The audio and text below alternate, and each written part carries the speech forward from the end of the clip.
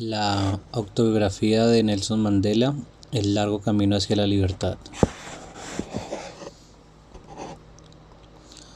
De todas las cuestiones que obstaculizaban el proceso de paz, ninguna era más devastadora y frustrante que la escalada de violencia que se estaba produciendo en el país. Todos habíamos tenido la esperanza de que al ponerse en marcha las negociaciones remitiera la violencia, pero de hecho ocurrió exactamente lo contrario. La policía y las fuerzas de seguridad casi no practicaban detenciones. Los habitantes de los townships les acusaban de alentar y encubrir la violencia. Para mí empezaba a estar cada vez más claro que existía connivencia por parte de las fuerzas de seguridad. Buena parte de los incidentes indicaban que la policía fomentaba la violencia en vez de controlarla. Durante los meses siguientes visité los townships arrasados del Triángulo de Val, al sur de Johannesburgo, intentando consolar a los heridos y a las familias en su dolor. Una y otra vez tuve ocasión de oír la misma historia. La policía y el ejército estaban desestabilizando la zona. Me contaron que la policía confiscaba armas en un área y al día siguiente las fuerzas de Inkatha atacaban a nuestra gente con armas requisadas del día anterior. Tuvimos ocasión de escuchar historias según las cuales la policía escoltaba a los seguidores de Inkatha hasta sus reuniones y durante sus ataques. En septiembre, pronunció un discurso en el que manifestaba que existía una mano oculta tras la violencia y sugerí la existencia de una misteriosa tercera fuerza, integrada por renegados de las fuerzas de seguridad del Estado que intentaban obstaculizar las negociaciones. No podía decir que eran los miembros de esa tercera fuerza. No podía decir quiénes eran los miembros de esa tercera fuerza, ya que no lo sabía, pero estaba seguro que existían y que eran letalmente eficaces en sus ataques contra el CNA y la lucha por la liberación. Llegué a esta conclusión tras verme personalmente envuelto en dos incidentes concretos. En julio de 1990, el CNA recibió información de que los inquilinos de algunos albergues pertenecientes a Inkatha Freedom Party estaban planeando un importante ataque el 22 de julio contra los miembros del CNA que vivían en los townships de Seboken, en el Triángulo de Val. A través de nuestros abogados pusimos esa información en conocimiento del ministro del Interior, el comisionado de policía y responsable regional, advirtiéndoles de la inminencia del ataque y urgiéndoles a que adoptaran medidas pertinentes. Pedimos a la policía que impidiera que los miembros del Inkatha entraran armados a los townships para asistir a la concentración que habían convocado. El 22 de julio, un buen número de autobuses cargados de seguidores armados de Inkatha y escoltados por vehículos de la policía penetraron en Seboken a plena luz del día. Se celebró la concentración y tras ella los participantes se lanzaron ferozmente sobre la gente, asesinando a unas 30 personas en un terrible y sanguinario episodio. Visité la zona al día siguiente y fui testigo de escenas que nunca había visto y espero no volver a ver. En el depósito había cadáveres prácticamente despedazados. A una mujer la habían cortado los dos pechos con un machete. Fueran quienes fuesen, aquellos asesinos no eran más que animales. Solicité una reunión con el señor de Klerk el día siguiente. Cuando le vi le pedí iracundo una explicación. Se lo advertimos por anticipado, le dije, y no hicieron nada. ¿Por qué?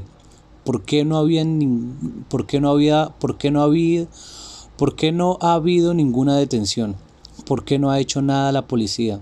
A continuación le dije que en cualquier otro país en el que hubiera producido una tragedia de este tipo con 30 víctimas asesinadas, el jefe de Estado habría hecho alguna declaración de condolencia.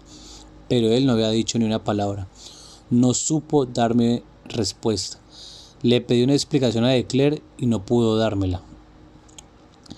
El segundo incidente ocurrió en noviembre cuando un grupo de seguidores de Inkatha penetraron en su asentamiento ilegal llamado Sonsiwe, que en zulú significa lugar donde son bienvenidas todas las naciones.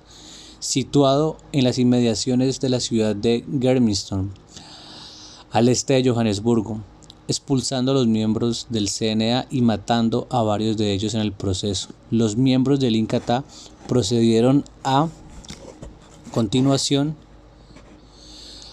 a ocupar las chabolas abandonadas y confiscando todas las propiedades que habían en ellas.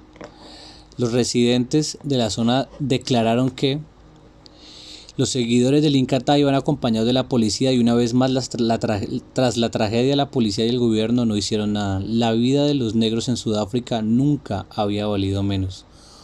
Volví a reunirme con de Klerk y con su ministro de Ley y el orden, Adrian Block. Una vez más pregunté al señor de Klerk por qué la policía y el gobierno no habían hecho absolutamente nada tras aquella masacre.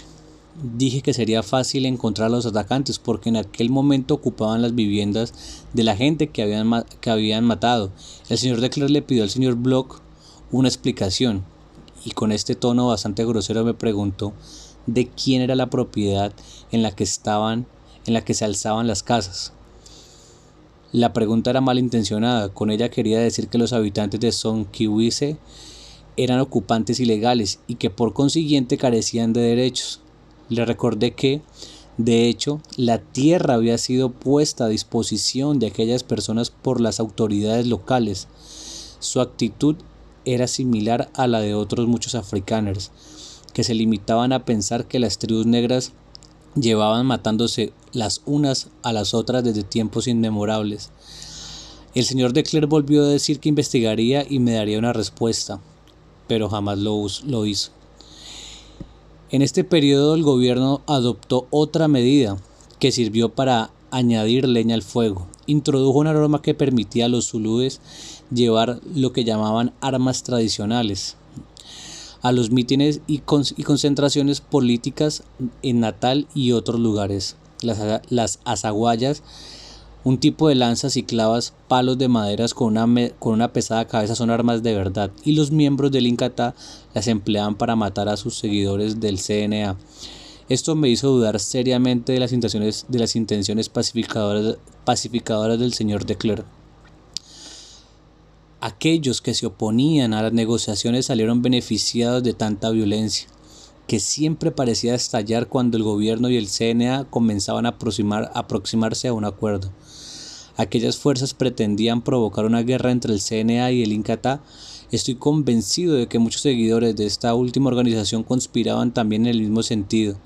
Casi todos los miembros del gobierno, concluyendo el señor de Klerk, habían decidido mirar hacia otro lado o ignorar lo que había estado ocurriendo ante sus propias narices. No teníamos la menor duda de que había gente en los niveles más altos de la policía y el ejército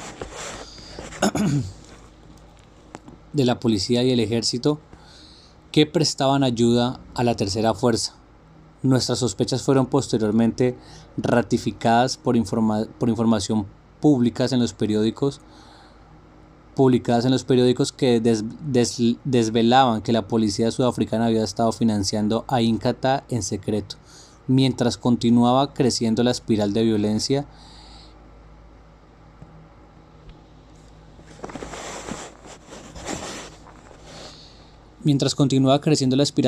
empecé a reconsiderar la suspensión de la lucha armada. Buena parte de la gente del CNA se mostraba inquieta ante este tema. En septiembre, durante la conferencia de prensa, dije que la situación de violencia podría ser necesario que volviéramos a tomar las armas. La situación era extremadamente sombría y todo grado de entendimiento que pudiéramos haber logrado con el gobierno parecía haber desaparecido.